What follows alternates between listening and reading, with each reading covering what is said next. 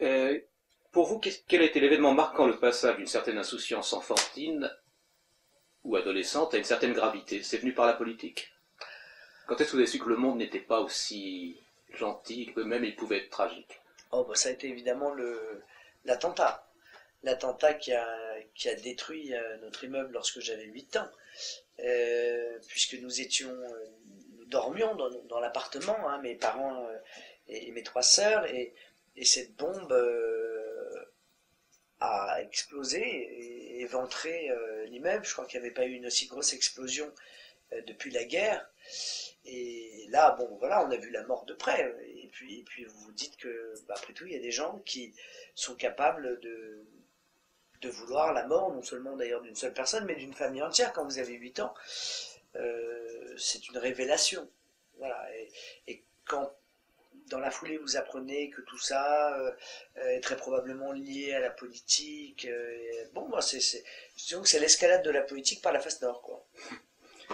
Je crois que vous êtes aussi sensible, si on peut dire, au fait que peu de gens ont témoigné leur solidarité en ce moment tragique très précis. Oui, ça, honnêtement, je l'ai appris plus tard, mais c'est vrai que quand je vois aujourd'hui que on est très prompt à monter des cellules psychologiques, etc.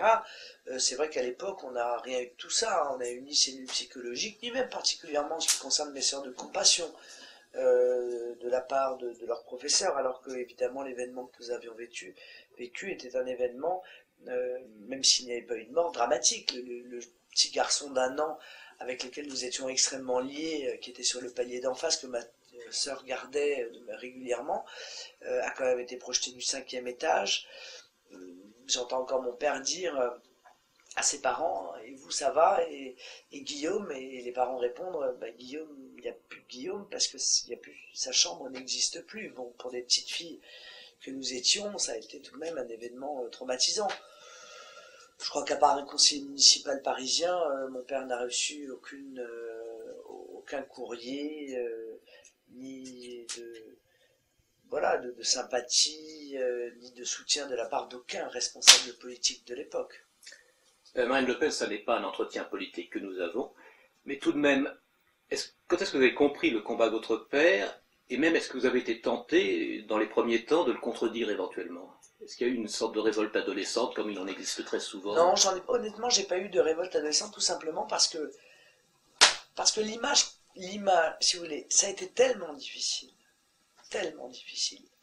Il y a eu tellement de calomnies, tellement d'injures prononcées à son égard, que je ne pouvais qu'être scandalisé par ce que j'entendais, par ce qui se disait de lui. Ce qui se disait de lui était tellement loin de la vérité que je vivais, moi, au quotidien, que je crois que ça m'a évité cette espèce de révolte qu'on peut avoir. Je le conçois d'ailleurs quand on est adolescent, mais quand on est face à une telle injustice, qu'on salit votre nom, qu'on salit votre famille, que tout est bon pour traiter Le Pen différemment des autres, c'est plus la solidarité qui est le réflexe en réalité que la révolte.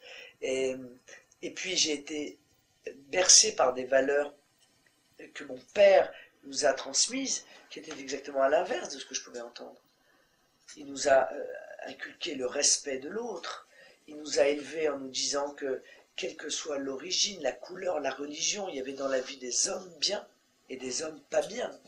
Et que cela se trouvait dans toutes les catégories. Moi, j'ai vu des gens, mais complètement différents, venir fréquenter mon père. Des riches, des pauvres, des aristocrates, des ouvriers, des harkis, des musulmans, des protestants. J'ai été bercé, je veux dire, dans ces valeurs-là. Et donc, j'ai jamais compris qu'on puisse lui faire et continuer à faire encore aujourd'hui à mon égard cette espèce de procès scandaleux du racisme, de l'antisémitisme, de la xénophobie. Moi, j'ai jamais ressenti de haine chez mon père et dans ma famille. J'ai jamais ressenti de haine à l'égard de quiconque, bien au contraire d'ailleurs. Pourtant, vous constatez une diversité, Mais pas souvent observée d'ailleurs. Mais il y avait de tout, de tout. Je peux pas vous dire mieux, de tout. Voilà. C'était, dans la maison Le Pen, passaient des gens, parfois même d'ailleurs des gens assez originaux, mais qui reflétaient l'ensemble de ce que pouvait être la société française. Et jamais je n'ai ressenti la moindre réserve à l'égard de quelqu'un sous prétexte qu'il était ceci ou cela, y compris d'ailleurs des gens de gauche. Encore une fois, l'image qu'on a donnée de nous est vraiment très éloignée de la réalité. Et est-ce que la solidarité familiale ou même filiale s'est muée en solidarité politique assez vite? Est-ce que vous étiez une étudiante politisée? Non, c'est cette période-là, si vous voulez, il faut quand même se souvenir que toutes les grandes tristesses de ma vie adolescente ont été directement liées à la politique. Toutes les blessures, que ce soit l'attentat, le divorce de mes parents ultra médiatisé et même instrumentalisé, les grandes campagnes de presse, l'affaire Lambert, toutes ces affaires-là, si vous voulez, étaient autant de blessures pour moi. Et donc, il y a un moment donné, j'ai tenté de m'écarter de la politique. Je me disais que la politique était trop douloureuse. Voilà, tout simplement. Ça ne veut pas dire d'ailleurs que je ne participais pas aux grandes manifestations, 1er mai, les conventions, les élections présidentielles. Je suivais mon père, je l'avais suivi d'ailleurs quand j'avais une quinzaine d'années, parce que ça me passionnait lors d'une municipale dans le 20e arrondissement. Mais étudiante, je prends mes distances avec la politique. Honnêtement, à l'époque, j'en ai soupé. Voilà, j'en ai soupé de la souffrance que ça représente. Et je m'en écarte un peu, j'essaye aussi de faire ma vie après tout, d'avoir mon cercle d'amis, de penser peut-être à autre chose, de m'extirper un petit peu de cette vie familiale qui était tellement imbriquée avec la vie politique.